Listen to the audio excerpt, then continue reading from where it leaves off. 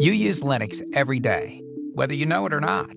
Over 850,000 Android phones running Linux are activated every single day. Compare that to just 30,000 Windows phones, according to the latest reports. That means 100 Android devices have come online just since you started watching this video. Nearly 700,000 TVs are sold every day, most of which are running Linux. 8 out of 10 financial trades are powered by Linux. 9 out of 10 of the world's supercomputers run Linux. Google, Twitter, Facebook, and Amazon are all powered by Linux. So, how is Linux developed to achieve all of this? Unlike other operating systems, like Windows or iOS, Linux is built collaboratively across companies, geographies, and markets, resulting in the largest collaborative development project in the history of computing. Just since 2005, about 8,000 developers from almost 800 companies have contributed to the Linux kernel. These contributions have resulted in 15 million lines of code, 1.5 million lines written in just the last couple of years.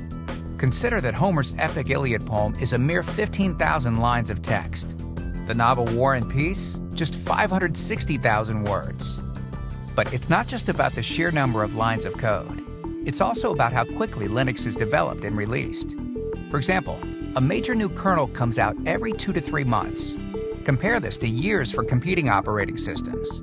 This is made possible by a unique collaborative development process. When submitting code to the Linux kernel, developers break changes into individual units called patches.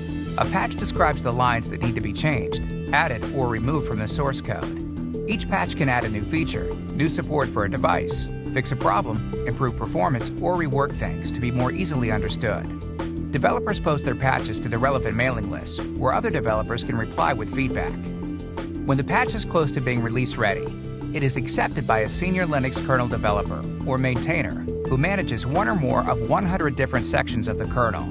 While this isn't a guarantee that it will go to the main line, it's certainly a good sign. Here it gets an even more extensive evaluation. When the maintainer finishes their review, he or she will sign off on the patch and send it on to Linux creator and Linux Foundation fellow Linus Torvalds, who has the ultimate authority on what is accepted into the next release and what is not. Nearly 10,000 patches go into almost every new release. About 6 patches are applied to the kernel each hour. Linux's rate of development is simply unmatched. Today, Linux is dominating on mobile devices, in the enterprise and web infrastructure, data centers, supercomputing, and more. What's next? Because together, we're ready.